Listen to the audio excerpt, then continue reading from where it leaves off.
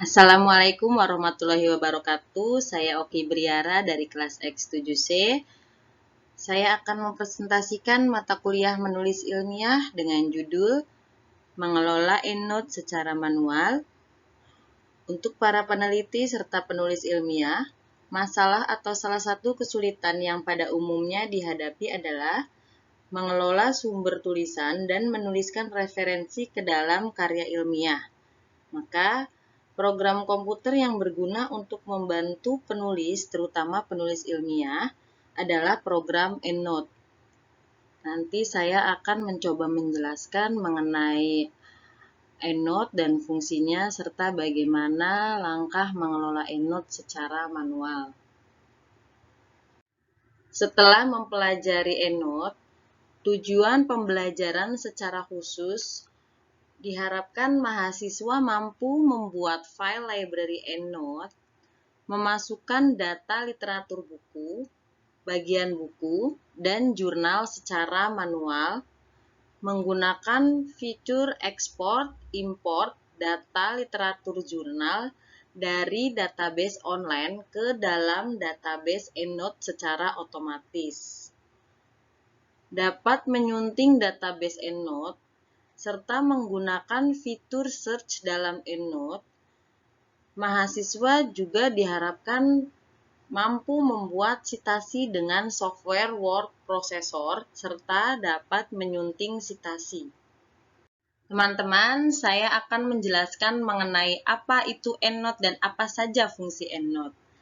EndNote merupakan manajemen referensi yang digunakan untuk mengelola bibliografi, citasi, dan referensi saat membuat karya tulis.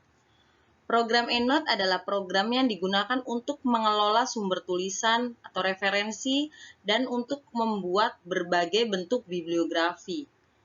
Perlu diketahui ya, program EndNote sudah muncul sejak tahun 1988 dan hingga saat ini sudah muncul hingga versi ke-10.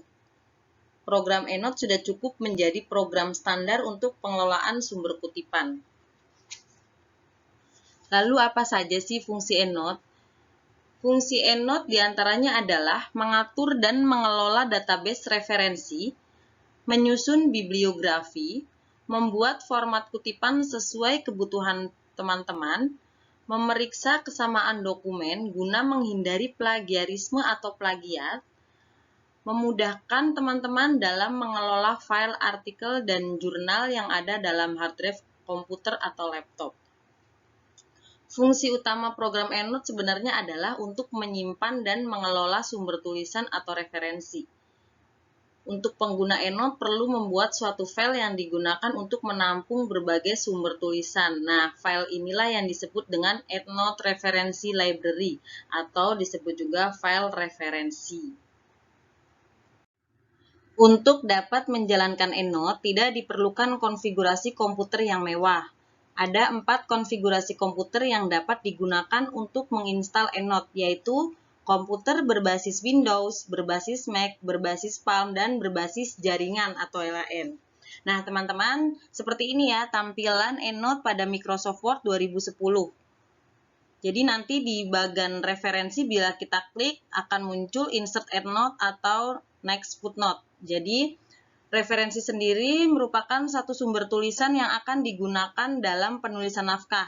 Nah, sumber tulisan ini nanti nih yang harus disebutkan di dalam naskah dengan memberi tanda apakah kita akan memberikan catatan kaki atau footnote atau kita akan memberikan catatan akhir atau endnote. Nah, berikut langkah dalam mengelola EndNote secara manual. Yang pertama, setelah teman-teman mengakses Microsoft Word, teman-teman tempatkan kursor di akhir dari sebuah tulisan yang sedang teman-teman kutip dari seseorang atau dari buku.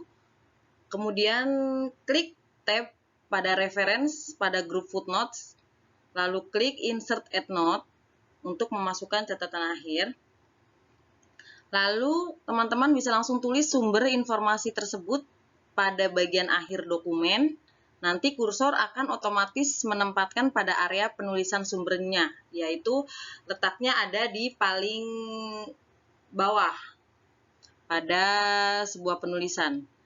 Perhatikan juga pada huruf I yang ditulis superscript sebagai penanda dari sebuah tulisan yang diberikan sumber kutipan. Satu file referensi dapat menampung banyak sumber tulisan atau referensi. Bahkan menurut pembuat program, batas penyimpanan hanya ditentukan oleh kapasitas hard disk. Namun, mengelola terlalu banyak referensi juga akan menyulitkan teman-teman sendiri ya, karena pencariannya pasti akan memakan waktu lebih lama. Nanti untuk pembukaan file juga pasti lebih lambat. Baiklah teman-teman, saya akan memberikan contoh bagaimana cara menggunakan EndNote secara manual. Saya akan memasukkan referensi dari makalah yang sudah saya rangkum mengenai karakter menulis ilmiah. Saya sudah mendapatkan beberapa sumber referensi, hanya saja saya belum memasukkannya ya. Oke, ada 6 halaman. Saya akan mencoba memasukkan EndNote di slide ketiga, yaitu di karakter menulis ilmiah yang bersifat logis. Oke, bagaimana caranya memasukkan EndNote secara manual? Ada dua cara. Bila menggunakan shortcut atau keyboard yang ada di laptop teman-teman, teman-teman klik bagian mana yang akan dimasukkan EndNote. Di sini ya. Lalu tekan Ctrl, Alt, dan D. Nah, maka dia akan muncul di sini. Ini adalah lambang EndNote yang pertama. Oke, untuk karakter menulis ilmiah yang bersifat logis, saya mendapatkan sumber referensi dari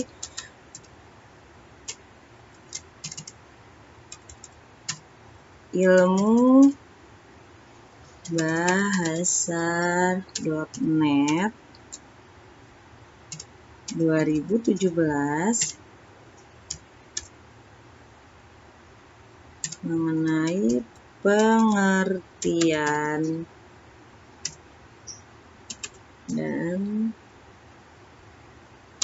ciri-ciri karya tulis ilmiah. Oke teman-teman, ini adalah referensi yang saya tulis menggunakan EndNote ya. Lalu bagaimana cara mengelola EndNote, memasukkan referensi menggunakan EndNote, menggunakan tulisan yang ini, referensi. Oke, saya akan memasukkan EndNote di karakter menulis ilmiah yang beda slide ya. Oke, bersifat objektif. Kita klik di sini. Kemudian klik referensi, lalu klik insert EndNote, kemudian dia akan muncul di sini. Oke, jadi untuk perbedaan footnote dengan EndNote itu sangat jelas ya. Untuk footnote atau catatan kaki,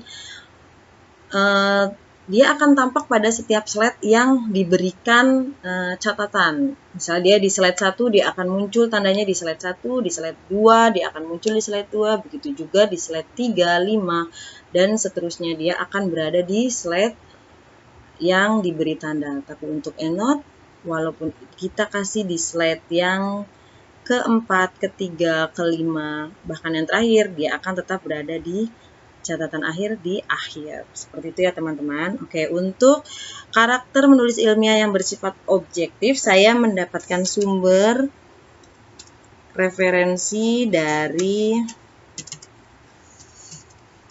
blog Ruang Guru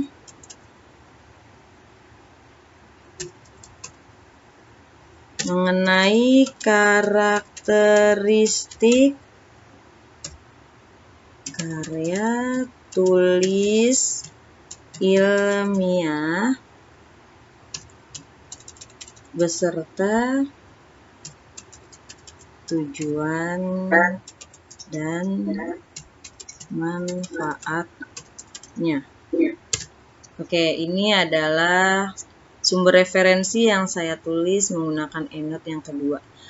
Saya akan memberikan satu lagi contoh untuk penulisan referensi menggunakan EndNote yang ketiga. Saya akan di slide yang keempat.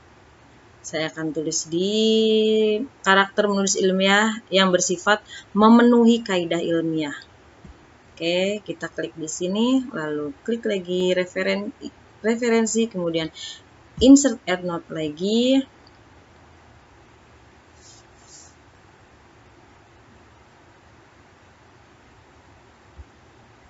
Oke, di sini ya. Untuk karakter menulis ilmiah yang bersifat memenuhi kaidah ilmiah, saya mendapatkan sumber referensi dari penelitian ilmiah.com mengenai karya tulis ilmiah. Oke teman-teman, jadi ini adalah 3 sumber referensi yang saya tulis menggunakan EndNote secara manual ya. Silahkan mencoba teman-teman.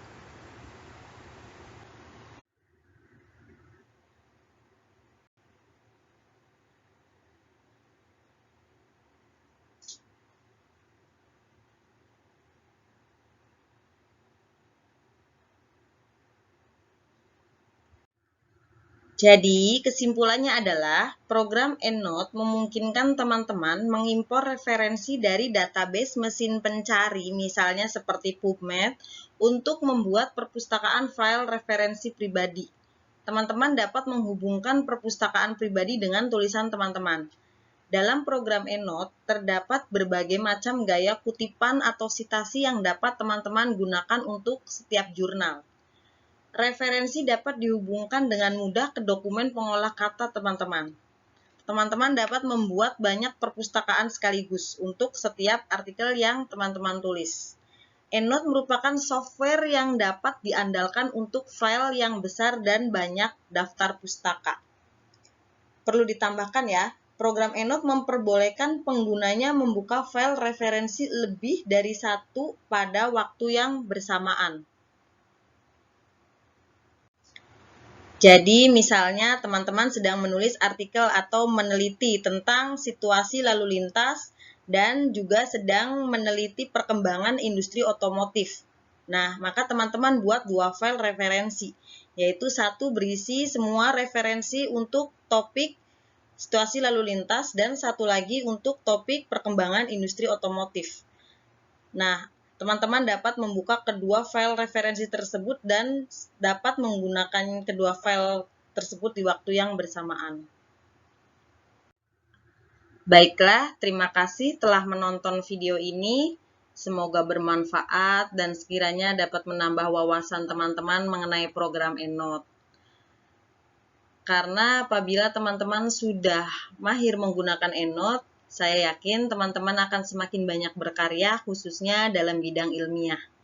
Kalaupun kuantitasnya tidak segera meningkat, paling tidak kualitas karya teman-teman menjadi jauh lebih baik. Oke, mohon maaf untuk kekurangannya. Dan wassalamualaikum warahmatullahi wabarakatuh. Terima kasih.